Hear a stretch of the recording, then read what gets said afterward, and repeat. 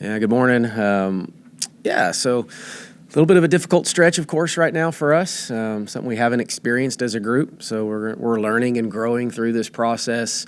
Was disappointed for sure in the Oklahoma State game. Just thought we didn't have our normal punch, and kind of juice is a word we use a little bit. Just thought there was moments where maybe it was about to come through, and then just didn't quite have it. I thought we regrouped mentally from the disappointing loss, tough loss with Baylor.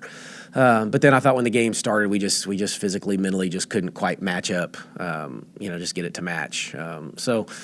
But we haven't had a clunker or really a disappointing performance really much of the season. So I guess every team at some point you might be due for one. So maybe we got that one out of the way and we can regroup a little bit, and had the off day yesterday, which we needed. And now we'll kind of put our attention to TCU, who's playing really well right now, and got some pieces back. So just need to find a little momentum here to finish, and then get into the conference tournament and see if we can make some noise there, and then continue from that point on. But we'll get it figured out for sure, and we'll regroup. I guess you're pretty mindful of having 8 available players and the grind and what you've been through. I guess you're trying to work that through in your practices and the way you're scheduling things right now. Yeah, I think you do. I mean, regardless of what team you have, when you get to into February, early March, it's been a grind. And in basketball now we start in the summer and it kind of goes. So I think we were on official practice maybe like 98. I think I saw on the practice plan now. And that doesn't even count the preseason in the summer. So we've been going at this a while. Yeah, we're very cognizant of it. Try to take care of their bodies. You limit reps. Obviously, practice time gets reduced this time of year. And, we even have some days that are more like the mental days where you're trying to help them mentally than the physical. And then you have a couple days where you want to keep rhythm and, keep the physical going. So, that's the balance. That's the balance in the coaching world for us. And, talked to a few players yesterday just to make sure see how they were feeling. And you get back at 2 or something, I think, the other night. So you got to get your sleep, and those things are important, and how you eat. So it all comes into play. And I think we're doing okay, though. I don't think we're in a bad spot from a physical standpoint. I think we'll recover and be ready to go. As a coach, what do you look for? Is it like closeouts on defense? Is it shooting percentage? What are the things that you look for when you see a team that's getting tired? Well, no, I think it's energy, it's rotations, it's, are you still keeping the ball in front? Are we flying, we use the word fly around. So are we still flying around like we're supposed to on the defensive end? And some of that we weren't doing the other day, and that's probably what caught my eye more than anything when we normally, have that punch. And, a lot of times on defense, coaches will talk about the first rotation, and that's the easy one, and then it's the second, and then possibly the third one. And so if they put you in that blender, like, can you keep going in the blender, and then can you get it solved? And if you can't get it solved and reset, then that's when you're in trouble. And we just maybe weren't getting it solved as much as we would have liked to do the other day. Mark, how different is this TCU team that you're going to see Saturday compared to the one you saw a couple weeks ago at their place? Entirely, 180. I don't know if that game plan, even watching that film back, will help us a ton. Completely different. I mean, those two are so good. I mean, these are two elite. The Connor kid can shoot it, score it. It's elite. It's the sweet stroke. Footwork is phenomenal. And Sedona Prince has been, she's just healthy now, and always been a phenomenal talent. And, plays a little Dirk Nowitzki-ish, can play inside, can step out. She hit 2 threes last night, can kind of fade and score over either shoulder. So they're going to present problems, and then the other pieces around them are really, really good and gave us some problems at their place. So entirely different group. This is the team, minus still one kid, though, that was ranked earlier in the year and started, I think, 14-0, if I'm not mistaken. This team is super talented, well coached. Yeah, full attention for sure. I'm sure you're aware they're 15-1 with Prince in the game. Yeah, this is as good of a team that we've played all year when they're right, and they're getting right at the right time. How does she compare to Lee? I know size-wise they're pretty similar, but are they different types of players? Yeah, completely. Other than the size, completely different types of players. Sedona can play inside. She'll play on the perimeter much more than Lee does. So she'll be out on the perimeter and pick and pop and pick and roll and, catch and shoot at 15 and fade over a shoulder. I mean, they're very – I'm saying that with ultimate compliment, but and I'm from Dallas originally, so I watch Dirk Nowitzki a ton. Like, there are some definitely – and she's a Texas kid too, so there's some similarities. So pulling Kylie out isn't necessarily an advantage against her as much as it would be against Lee. Using Kylie out and rim running and so forth. Well, yeah, no, there still could be there could be some advantages. Yeah, she's Yeah, I mean, still with size, we should have some quickness. You would think then if they have size, we should have some quickness with certain kids. Kind of going back to what John was asking about, given the manner and the implications of those 3 losses, like, I'm sure it was just as mentally exhausting as it was physically. Do you do anything to hit the reset button here, like practice-wise or anything to mix it up? A little bit. I think we're in a pretty good spot. It's really more of, just getting back to our defensive identity a little bit, some offensive confidence, and we just need to make some shots too.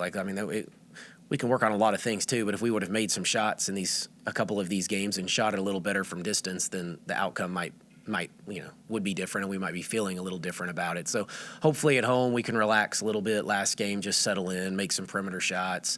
They'll mix their defenses as a lot of teams have, so just be ready for that. And so, just getting back to playing with confidence. So yes, when you put a game plan together for practice, you build it around the things that you need to get a little bit better at, and we'll do that.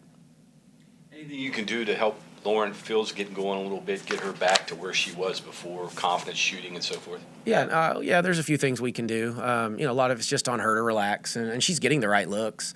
But at the same time, challenge her that she's more than just a 3-point shooter. I think sometimes she settles for that at times when she doesn't necessarily have to. So, challenging her to find different ways to score and, getting to the rim and get to the free throw line, get out in the open floor and get some layups, and then see if the 3 ball falls. But to her credit, she will continue to shoot, and she's a confident kid in it. Even if she's 1 for 8, she'll still believe 100%. I think that next one's going to go in. So, just getting her to find the rhythm, but that would certainly help. It's, we've talked a lot this year about getting that 3rd and 4th score, so the 2 have been there for most nights, and now we've got to find 3 and 4, Kaya being one of those 2 that can really get going for us. And some of the better games we've had, Kaya's, production has been up, and, Jayla's starting to play better again too. And, we'll get production from the 5. It's just maybe a little by committee more than one person. So we know what the formula is, I think. We just have to get back to it. I was going to mention, Kaya, the demands you have for her beyond scoring, defending, all the different things she does.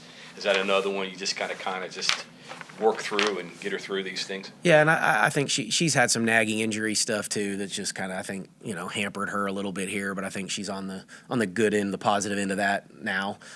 So that should probably help her relax just a little bit. But we've asked her to do a lot and use the glue term, with her a ton. But our better games has been when Kaya's production, on the offensive end is double figures, and then, same effort, she'll get 8 to 10 rebounds. And so that can be the 3rd or 4th scorer for sure. Lauren can be that. Jayla can be that. A post player can be that. So we know what it looks like. We just got to get back to it. Have you studied the scenarios for next week? I think you have the tiebreaker against Iowa State, right, by beating Oklahoma. Correct. But the other ones are the other way. So have you really looked into that much, or? A little bit. The Iowa State got a big win last night at K-State, so that helps tremendously. So there's going to be some tiebreakers. Obviously, with a Baylor, we're going to lose. We'll lose that one. A K-State tie, we lose that one. If we get into the 3-team, 4-team, and those teams are in it, then that's probably not necessarily good for us.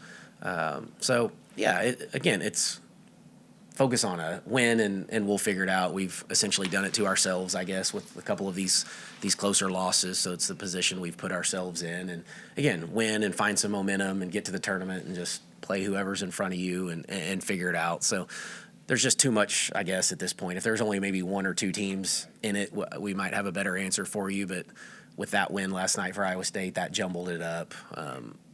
And you just never know. So, but if like a Kansas State were to lose, you could end up in tied for 3rd in the league, and that would be, and then we'll figure out what the seedings are. But if we ended up in a, 3rd in the Big 12 and got a win, or end up tied for 4th, that wouldn't be so bad. That means we've had a pretty good regular season, and then the seeding takes care of itself, and we just go to Kansas City and see what we can do.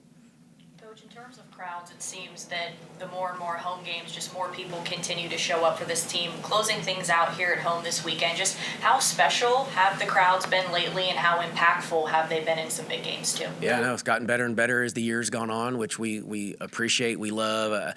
Even with the loss the other day, that it was electric in there. It was loud in there. It was fun. I know our kids, responded to it. And so we just need to continue it. And so hopefully we can on Saturday. I know it's a doubleheader, right? So it's a little bit earlier tip for us. But yeah, we would love the continued support. Our kids I think have earned the right and hopefully represent everybody the right way in this state and the program. So I think it's just the beginning, but man, that was fun the other day, and we would love to kind of duplicate that if we can on Saturday. Jayla's career was kind of like transfer portal-esque before the transfer portal. She's had 4 coaches in 5 years. I know this is your first year coaching her, but just being around her, what has she brought to the table? She seemed really vocal against Oklahoma State. Yeah, no, she was. Jayla's, I've said this from the beginning, a lot of our toughness and our identity needs to be wrapped up into her. She had that little stretch where I thought she struggled a little bit this year for a couple weeks, but outside of that has been really, really strong. And I think she's now playing better than she's played all year, shooting it with more confidence defensively. Minutes are going up, and she's earned that right. So, I just think she represents a lot of what, Mount Air women's basketball is about, has been about, and will continue to be about. So, yeah, just really proud of her sticking through this, and fighting through it in a year we've asked her to take on a different role. So I think that says a lot about her character and who she is. On that note, I think the last time we talked about Jayla extensively was a lot about that new role she was taking on. Now here, towards the end of the regular season, how do you feel that went, if it was an experiment or maybe something more natural for you? Yeah, no. Well, I think every year as a coach you have those conversations. They're not all going to start, and somebody's going to have to come off the bench, and at times it's somebody that maybe has done that previously. But no, she's handled it with flying colors. I couldn't have asked for anything more from Jayla from that standpoint. No, she handled it with true class and, bought in, and it's all about the team, and she just wants to go out with a bang and see if we can't do something special here late. So, no, credit to her. Yeah, she's been great. Thanks, everyone. Good. Okay, thanks, everyone.